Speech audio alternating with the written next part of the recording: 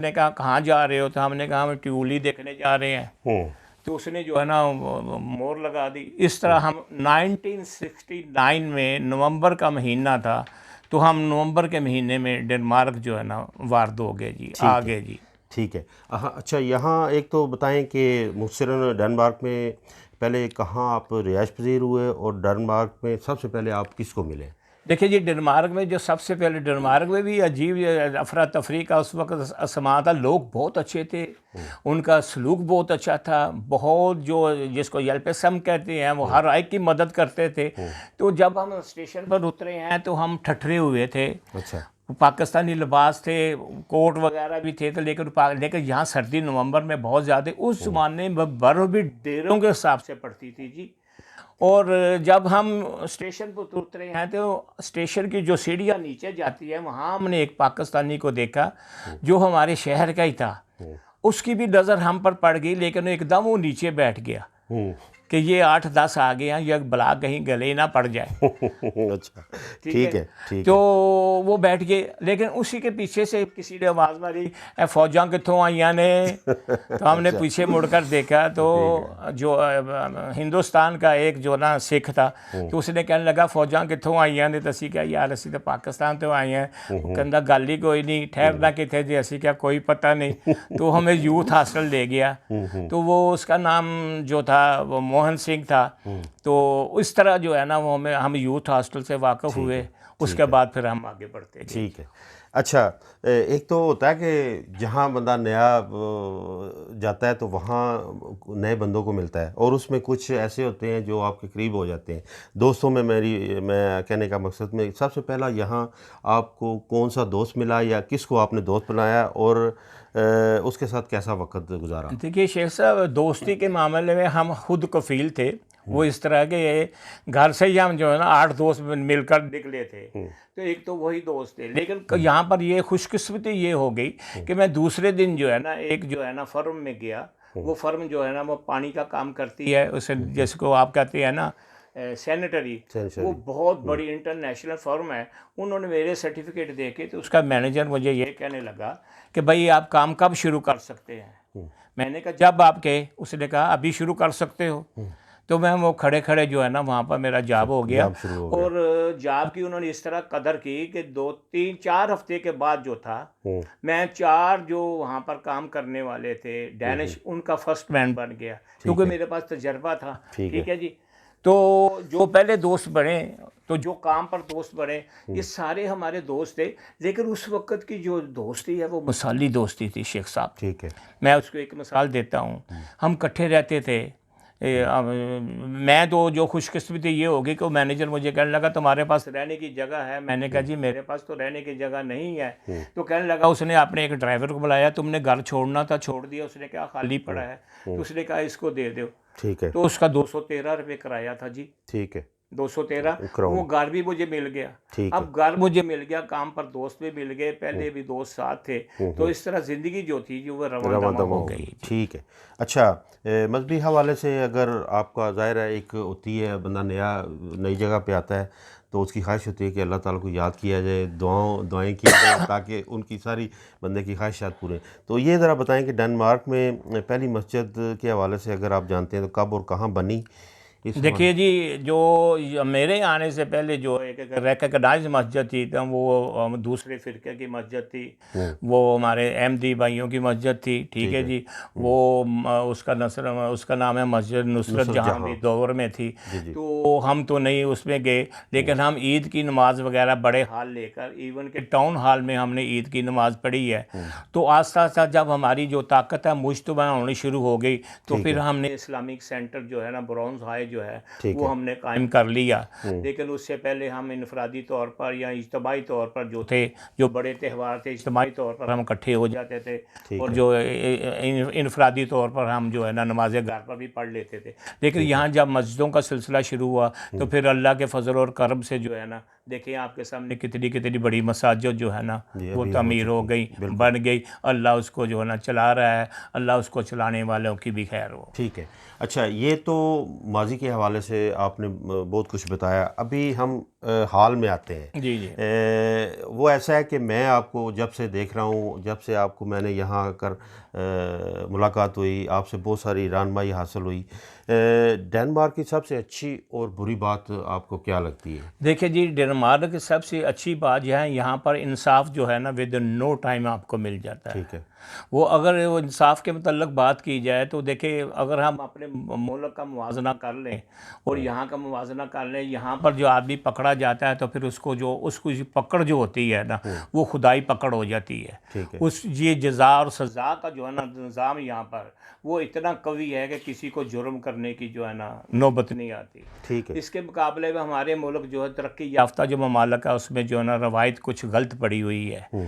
تو میں اسی کے متعلق یہ کہہ دوں گا، مجھے ان کا نظام جو ہے انصاف کا نظام جو ہے نا مجھے وہ بہت زیادہ پسند ہے. دیکھیں، اگر میں بعض دفعہ میں سوچتا ہوں، اگر یہ لوگ جنہوں نے ہمارے ساتھ، میں آپ کو ایک مثال دیتا ہوں جی، آپ عرب ممالک میں چلے جائیں، آپ کو دوسرے چھوڑ کر تیسرے چوتھے درجے کا وہ نہیں مانتے، آپ کی تنخواہ وہ نہیں ہوتی. یہاں پر یہ ہوا ہے کہ ہم نے جب جس جگہ گئے ہیں اس کے مطابق ہمیں جو ہے نا تنخواہ ملتی ہے. ٹھیک ہے. ٹھیک ہے. اچھا، ڈنمارک کی سیاست میں آپ نے حصہ لیا؟ جی، میں نے جو ذاتی طور پر تو حصہ نہیں لیا، لیکن جو میرے پسندیدہ وہ تھے اپنا امیدوار، ان کی مدد کی ہے، اور ان کی مدد جو بڑھ چڑھ کر کی ہے ان امیدواروں کی جو کہ پاکستان کے لیے، پاکستانیوں کے لیے، اپنے وطن کے لیے جو کہ کچھ کر سکتے ہیں، تو انشاءاللہ آگے بھی کریں گے. ٹھیک ہے. اور جہاں تک اس سیاست کے میدان میں ولایت خان کا تعلق ہے، وہ تو کسی سے ڈکا چھپا نہیں، آپ سے ڈکا چھپا نہیں ہے. اس نے بھی ساری زندگی جو ہے نا سیاست کی ہے. تو اس کی سیاست جو تھی نا for the Pakistani, by the Pakistani, of the Pakistani تھی. اس لیے میرا اور اس کا جو کمبینیشن تھا وہ بڑے اچھے طریقے سے چلتا رہا، اور ہماری دوستی کو جو ہے نا 45 ایئرز ہو گئے ہیں. ٹھیک ہے. اچھا، ڈنمارک میں پاکستانی کلچر کو آپ کیسے دیکھتے ہیں، اور اس کا فروغ کس طرح کیا گیا یا کیسے ہو رہا ہے؟ دیکھیے جی، جہاں فروغ کا جو تعلق ہے جی، کلچر فروغ کا یا زبان کا، اس کا تعلق ہوتا ہے اپنی زبان کے ساتھ جی، مادری زبان کے ساتھ. ٹھیک ہے. اور ماشاءاللہ جی، آپ کو پتہ ہے میں مادری زبان کا جو ہے نا سینئر استاد ہوں، اور یہاں کی حکومت نے ہمارے ساتھ اتنا تعاون کیا ہے شیخ صاحب. اور میں اپنے ناظرین کو بتانا چاہتا ہوں کہ جس اسکول میں 12 بچے ہو جاتے تھے، وہاں ہم جو تھا اردو کمپیوٹر کی لیب کیمپ کر دیتے تھے. اچھا. اور میں نے پہلے خود سیکھا ہے، اور مجھے ڈینش گورنمنٹ نے کورسز کرنے کے لیے باہر کے ممالک میں بھیجا، انگلینڈ وغیرہ بھیجا، پاکستان بھیجا. وہاں سے سیکھ کر آ کے میں نے اپنے دوسرے ساتھی اساتذہ کو بھی اردو کمپیوٹر کی جو ہے نا تعلیم دی ہے. پھر وہ تعلیم انہوں نے اپنے آگے بچوں کو دی ہے. جہاں تک ہے کلچر کا تعلق، جہاں پاکستانی جائیں گے ان کا کلچر جو ہے نا دوسرے لوگوں سے ذرا مختلف ہوگا، لیکن وہ اپنے کلچر کو، ہمارا کلچر بڑا رچ کلچر ہے، اس پر کسی قسم کی ہمیں کوئی شرمندگی نہیں ہے. ہم نے یہاں پر اردو کی زبان کے لیے، اپنی شعر و شاعری کے لیے، یہاں پر جو سب سے پہلی تنظیم بنی تھی بزم ادب، اس کے بعد بزم فکر نو، میں اس کا 10 سال صدر رہا ہوں جی. اور ہم نے کلچر کے فروغ کے لیے اتنے بڑے انٹرنیشنل مشاعرے کیے ہیں کہ میرے پاس اس کے جو ہے نا تصاویر ہیں، ثبوت ہیں. ضمیر جعفری نے کہا تھا کہ نہیں، امجد صاحب نے کہا تھا کہ اگر ہم لاہور میں اتنا بڑا جلسہ کرنا چاہے، مشاعرہ کرنا چاہے، اتنے لوگوں کو اکٹھا کرنا چاہیں، ہم نہیں کر سکتے. آپ لوگ جو ہے نا کیسے کر لیتے ہیں. اور کلچر کے فروغ کے لیے، بچوں کو سیدھے راستے پر لانے کے لیے ہم نے سپورٹس کو جو ہے نا ذریعہ بنایا تھا. اپنے بچوں کو ہم نے سپورٹ کی طرف راغب کیا تاکہ یہ باہر نہ پھرے. اب جب وہ بچے جو ہے نا اسکول کی طرف، اپنا سپورٹ کی طرف راغب ہو گئے، شیخ صاحب آپ مانیں گے 1 سال کی تیاری کے بعد ہمارے جو بچے ہیں وہ مسٹر ڈنمارک بن گئے. اور پولیٹیکن جو اخبار ہے یہاں کی سب سے بڑی، اس نے لکھا تھا دے کم، وہ آئے اور چھا گئے. وہ آئے اور چھا گئے. یہ پورے انہوں نے کہا تھا آپ لوگ ہیں کس طرح کے، آپ کوئی پلان نہیں. ہم نے ایک چیز کو کرنا ہوتا تو 1 سال پہلے، 2 سال پہلے پلان کرتے ہیں. آپ سوچتے ہیں، کرتے ہیں، اور رنگ چوکھا لے آتے ہیں. تو یہ اس کے جو ہے نا سپورٹس جو ہمارا جو کرکٹ کا جو چیئرمین تھا یہ اس کے الفاظ تھے کہ آپ کا تعلق کہیں جنوں سے تو نہیں ہے کہ آپ ایک دم جو نا رنگ لے آتے ہیں. تو یہاں پر ہم نے سپورٹس کے بہت بڑے بڑے میلے کیے ہیں, بہت بڑے بڑے. ٹھیک ہے. اچھا, ڈنمارک میں آپ کیا سمجھتے ہیں کہ یہاں کی سیاست, ڈینش کی سیاست میں تو حصہ لینا ہی چاہیے, لیکن آپ کیا سمجھتے ہیں پاکستانی سیاسی جماعتیں یہاں ہونی چاہیے؟ جی پاکستان, جی دیکھیں میں خود اس کا جو ہے نا ان کے حقوق کے لیے, پاکستانیوں حقوق کے لیے, پاکستان کو ووٹنگ رائٹ دینے کے لیے, آپ کو پتہ ہے ڈنمارک اور سویڈن سے میں یہاں سے نمائندہ تھا اور یہاں بہاف آف پاکستانی میں ان کا نمائندہ تھا. ہم نے اس میں شیئر بھی کیا ہے اور کیس سپریم کورٹ میں گیا ہے. سپریم کورٹ میں جا کر جو ہے جی یہ ہمیں اجازت میں لیا کہ ہم ووٹنگ رائٹ جو ہے نا ان کو ملنا چاہیے جو غیر ملک میں لوگ رہتے ہیں پاکستانی. ٹھیک ہے جی. اب جب اس سے اگر آپ کے پاس ووٹنگ رائٹ ہے تو پھر آپ کو جو ہے نا جی یہاں پر جو ہے نا سیاست, پاکستانی سیاست میں حصہ لینا چاہیے. لیکن یہاں کی سیاست کے مطابق, جیسے یہاں کی سیاست ہوتی ہے اس کے مطابق وہ ہلا گلا جو پاکستان میں ہوتا ہے وہ نہیں, وہ جو کیچڑ پاکستان میں اچھالا جاتا ہے وہ نہیں.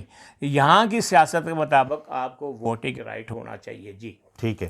اچھا, یہاں نوجوان نسل کو ڈنمارک میں کیا کچھ کرنا چاہیے یا کیا مسائل ہیں یہاں؟ جی آپ کا سوال ایک دفعہ پھر دہرا دیں مجھے ذرا. ڈنمارک میں جو ہماری دوسری یا تیسری جنریشن ہے, نوجوان نسل, ان کو کچھ مسائل ہیں اگر ہیں تو وہ بتائیں, اور یا ان مسائل کو حل کرنے کے لیے یا اپنے کیریئر کو پالش کرنے کے لیے کیا کچھ کرنا چاہیے؟ دیکھیے جی ہمیں اپنی جو ہم ہیں پہلی نسل جی, ہمارے پاس جو دوسری نسل آئی ہے وہ اس نے تو کمال کر دیا ہے جی. ٹھیک ہے. ٹھیک ہے. کچھ لوگوں کے علاوہ باقی ہمارے جو بچے جو ہیں نا پڑھ لکھ کر دنیا کی ہر فیلڈ میں چلے گئے ہیں. ٹھیک ہے. اور ڈنمارک کی تو تعلیم ہے, میں محکمہ تعلیم میں کام کیا, ڈنمارک کی تعلیم میں پوری دنیا کو جو ہے نا وہ اس کی تعریف کرتی ہے.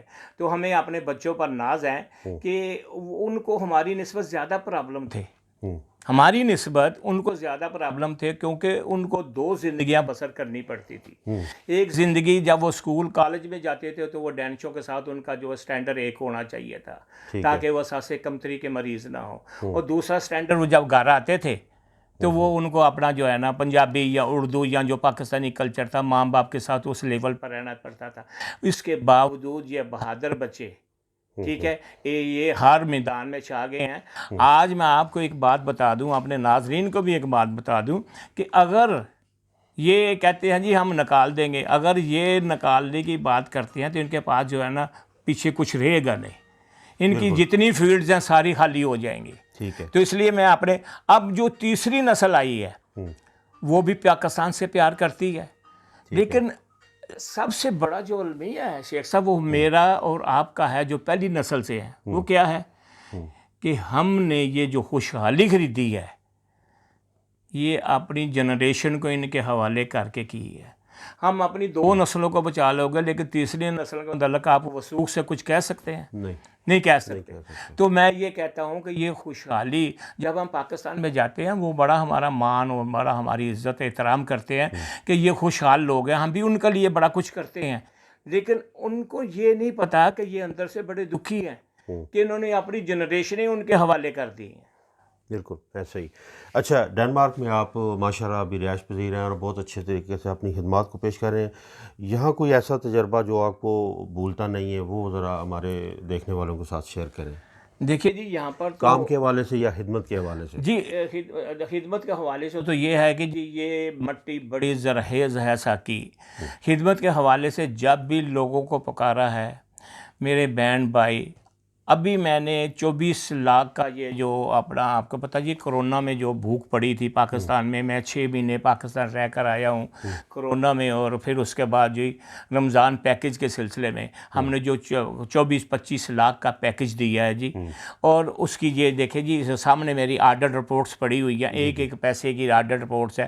اس آڈٹ رپورٹ کو آڈٹ والوں نے چیک کیا ہے جی, اور اس کے بعد جنہوں نے حصہ لیا تھا ان کو کاپیاں اس کی تقسیم کی ہے. یہاں جو سب سے بڑا آپ نے جیسے فرمایا تھا کہ سب سے بڑا کام کیا ہے, سب سے بڑا کام یہ ہے کہ خدا نے آپ کو خوشحالی سے نوازا ہے. اس خوشحالی میں آپ نے اپنے لوگوں کو نہیں بھولنا. میرا اللہ کا حکم ہے کہ دنیا میں انسان میرا خلیفہ ہے, اگر آپ اللہ کے خلیفے کی مدد کرتے ہیں تو اللہ آپ کے راستے فراہ کرتا ہے. میں نے یہ خود شیخ صاحب آزمایا ہے. میری عمر اس وقت 78 کے قریب ہو رہی ہے کہ میں جب بھی دیتا ہوں اللہ کے نام پر مجھے اس سے زیادہ آ جاتے ہیں. بالکل. تو میرا ایمان اس بات پر بڑا راسخ ہے کہ آپ بھی دیں، اللہ تبارک تعالیٰ آپ کو بھی جو ہے نا آپ کے بھی راستے فراہ کرے گا. بالکل ایسا ہی ہے. اچھا حاج صاحب، آپ یہاں کی ایک سوسائٹی ہے پاکستان سوسائٹی ڈنمارک، اس کے بھی بڑے اہم عہدیدار بھی ہیں اور اس کے ساتھ باقی بھی فلاحی تنظیمات ہیں یہاں، ان کے ساتھ بھی اٹیچ ہیں. ان کا ذرا مختصراً ذرا بتا دیں. جی دیکھیے، پاکستان سوسائٹی کا تو یہ حساب ہے جی کہ میں نے عمر کے لحاظ سے اپنے صدر صاحب کو، جو میرے چیئرمین ہیں ہماری سوسائٹی کے، میں نے ان کو 3 4 5 دفعہ استعفیٰ دیا ہے کہ اب مجھ سے جو ہے نا کام نہیں ہوتا تو آپ مجھے فارغ کیا جائے. تو وہ ہنس کر کہتے ہیں ابھی تو آپ جوان ہیں اور جائیں گے تو دونوں کٹھے جائیں گے. کٹھی بنائی تھی پاکستان سوسائٹی سے. جی میں 45 سال سے منسلک ہوں اور اس وقت اس کا جو ہے نا سینئر وائس پریزیڈنٹ ہوں، آپ بھی جانتے ہیں، ٹھیک ہے. اور اس کے بینر کے نیچے ہم نے for the Pakistan, by the Pakistan, of the Pakistan, پاکستانیوں کے لیے، پاکستانی کلچر کے لیے، پاکستانی لوگوں کے لیے، پاکستانی بچوں کے لیے انتہا سے زیادہ بڑے پروگرام کیے. بالکل. اور یہ ایسے ہی ہے شیخ صاحب، یہاں کو آپ کو پتہ ہے کہ ہر کام میں جو سب سے بڑا تعلق ہوتا ہے وہ فائنانس کا تعلق ہوتا ہے. ہم گھر میں سب سے پہلے خود جو ہے نا اس میں شامل ہوتے ہیں. آپ جیسے دوست جو آپ ہماری میٹنگوں میں بھی آتے ہیں، پھر آپ لوگ ہمارے ساتھ شامل ہوتے ہیں، پھر ہمارے یہاں پر اسپانسر شامل ہوتے ہیں. تو ہم پاکستان کے کلچر کو یہاں پر جو ہے نا پاکستانی آب و ہوا کے لحاظ سے، پاکستانی تب و تاب کے لحاظ سے اس کو خوب اجاگر کرتے ہیں. اپنے قومی دن اور اپنے مذہبی تہوار شان و شوکت سے مناتے ہیں. میں اس میں بلا مبالغہ، مجھے اس بات کا کوئی کسی سے کا ساتھ مقابلہ نہیں ہے، میں بلا مبالغہ اس سلسلے میں ولایت ہا کو جو ہے وہ کریڈٹ دیتا ہوں کہ اس نے اپنا، وہ کہتے ہیں جی پنجابی میں گھر کلا لٹا کے جو ہے نا گھر کلا اگ لا کے جو ہے نا تماشا جو ہے نا، تو وہ اس نے اس حساب سے کام کیا ہے. بعض دفعہ ایسے ہوتا ہے کہ جب آپ 99 نیکیاں کر لیتے ہیں تو ایک غلطی جو ہے نا وہ ہو جاتی ہے. اور میں یہ کہتا ہوں غلطی کن سے ہوتی ہے شیخ صاحب؟ جو کام کرتے ہیں. اگر لیکن وہ غلطی جو ہے نا وہ لوگ پکڑ لیتے ہیں، ٹھیک ہے، 99 نیکیاں جو ہے نا بھول جاتے ہیں. تو یہ تو ہو گیا جی پاکستان. اس کے علاوہ میرا ایمان اس بات پر ہے شیخ صاحب کہ پاکستان کی فلاح کے لیے، پاکستان کی عوام کی فلاح کے لیے، پاکستان کے لوگوں کے لیے، پاکستان کی دھرتی کے لیے، اپنے پرچم کے لیے جو بھی کام کرے گا میں اس کا دامے در میں ساتھ دوں گا. بالکل. ہر طرح اس طرح میں ہیلپنگ کمیونٹی میں کام کرتا رہا ہوں. جی وہ ہیلپنگ کمیونٹی سارے نوجوان تھے، میں ان میں ایک بوڑھا آدمی تھا، انہوں نے مجھے پاکستان کا امبیسڈر بنا دیا ہوا تھا. میں نے پاکستان میں ان کے فلٹریشن پلانٹ لگوائے ہیں، میں نے پاکستان میں اسکول کے لیے اسکولوں میں کمرے بنوائے ہیں اوپر کھڑے ہو کر. اور جو کمرہ بنتا تھا 10 لاکھ میں ہم نے وہ جو ہے نا اپنی محنت سے 6 لاکھ کا بنوایا ہے. تو یہ جو نیکی کے کام ہے نا یہ اس طرح ہوئے. کچھ عرصہ کے لیے میں جو ہے نا، کیونکہ وہ اپنا ٹی پیک بھی بڑا اچھا کام کرتی ہے نوجوانوں کے لیے، کوئی عرصہ میں ان کے لیے بھی لکھتا رہا. جو بھی اچھا کر میں تحریک کشمیر کا جو آج سے نہیں 40 سال سے 45 سال سے جو ہے نا تحریک کشمیر کے لیے کام کر رہا ہوں اور اس کے ہر اول دستے میں شامل ہوں. آج مجھے بے حد خوشی ہے کہ اس کی جو ہمارے جو موجودہ صدر ہیں ان کی وجہ سے یہ تحریک بہت متحرک ہے. اس میں میاں منیر صاحب ہیں، اس میں ہمارے دوسرے دوست سارے شامل ہیں اور اس تحریک کے لیے دن رات وہ کام کر رہے ہیں. اللہ ان کو جزائے خیر دے اور کشمیر کو غاصب انڈیا سے نجات دلائے. آمین آمین. اچھا حاج صاحب، آخر میں پاکستان کے حوالے سے، ڈنمارک کے حوالے سے اور یہاں کی نوجوان نسل کے حوالے سے، بلکہ میں یہ اس طرح کہوں گا کہ ہر طبقہ فکر یا ہر عمر کے لحاظ کے حوالے سے اگر آپ کسی کو پیغام انفرادی طور پر یا اجتماعی طور پر دینا چاہیں گے تو وہ کیا دیں گے تاکہ وہ ہمارے دیکھنے اور سننے والے اس پیغام کو اچھے طریقے سے فالو کریں اور ان کی اصلاح ہو سکے؟ دیکھیے جی، میں تینوں جنریشن کی، میں نے آپ کو کہا تھا پہلی جنریشن ہم لوگ ہیں، دوسری آپ لوگ ہیں اور پھر آپ کے بچے ہیں. تینوں جنریشنوں پر میں اس عمر میں انتہا سے زیادہ خوش ہوں. تینوں جنریشن اپنی حدود کے مطابق، اپنی قیود کے مطابق اور اپنے رینج کے مطابق جو ہے وہ اپنے لوگوں کی بہت زیادہ مدد کر رہی ہیں. اور مزیداری بات یہ ہے کہ میں نے ان کو ایک آئیڈیا دیا تھا، ٹھیک ہے جی، اپنی دھرتی، اپنا کوچہ، اپنے لوگ. دیکھیں شیخ صاحب، نیکی جو ہوتی ہے وہ گھر سے شروع ہوتی ہے، نیکی جو شروع ہوتی ہے وہ محلے سے شروع ہوتی ہے، نیکی جو شروع ہوتی ہے اپنے لوگوں سے شروع ہوتی ہے. یہ نہیں ہو سکتا کہ آپ کے گھر کے تو لوگ بھوکے ہوں اور بار آپ صحافت کرتے نہیں. اس لیے میں نے کہا تھا اپنی دھرتی، اپنا کوچہ، اپنے لوگ اپنے گھر سے شروع ہوں، اپنے لوگوں سے شروع ہوں، پھر اس کو پھیلاتے جائے. آپ کو پتہ ہے کہ میں نے یہاں پر تنظیم بنائی تھی 1978 میں، اور اس کو وہ پاکستان یہاں کے رہنے والے پاکستانیوں کے فلاح بہبود کے لیے تھی، اور اس کے بینر کے نیچے ابھی تک ہم 22 کروڑ روپیہ جو ہے نا یہاں تقسیم کر چکے ہیں. ماشاءاللہ. اور ہمارے پاس ریزرو فنڈ میں 2.5 کروڑ روپیہ جو ہے ریزرو فنڈ میں پڑا ہوا ہے. تو یہ سارا جو ہے نا کمبینیشن بنا ہے پاکستانیوں کا اور اہل دل کا، اہل درد کا. تو میں سب کو یہ پیغام دینا چاہتا ہوں، بغیر کسی جھجک کے دوسروں کی مدد کریں، خداوند کریم آپ کی مدد کرے گا. بغیر کسی جھجک کے دوسروں کو ساتھ لے کر چلیے، بغیر کسی جھجک کے جو ہے نا یہ غریب جو غربا ہیں ان کو ساتھ لے کر چلیں. اللہ تبارک تعالیٰ آپ کے راستے فراخ کرے گا. جی، بہت بہت شکریہ حاج صاحب. باتیں تو بہت ساری آپ سے کرنے کو جی چاہتا تھا، وہی ایز یوزول وقت کی کمی. اور یہ پروگرام ہم جناب 18 اکتوبر 2020 کو ریکارڈ کر رہے ہیں، اور میں بڑا ایکسائٹڈ ہوں کہ ان کے دل کی باتیں ساری جو اس کیمرے نے بھی کیچ کی اور میرے دل میں بھی آئیں، اور میں اس سے ضرور سبق سیکھنے کی کوشش کروں گا. اور ہمارے دیکھنے اور سننے والے ZDK وائس آف پیس کے ساتھ ظفر شیخ کو اس پروگرام کے وائنڈ ہونے تک اجازت، اور آپ کا آخر میں شکریہ ادا کرتے ہیں خواجہ صاحب. اور آخر میں آپ کیا کچھ؟ میں آخر میں یہ کہتا ہوں، پاکستان زندہ باد، افواج پاکستان زندہ باد، اور ڈنمارک پائندہ باد. پائندہ باد. آج کا پروگرام اجازت چاہتے ہیں. نئے پروگرام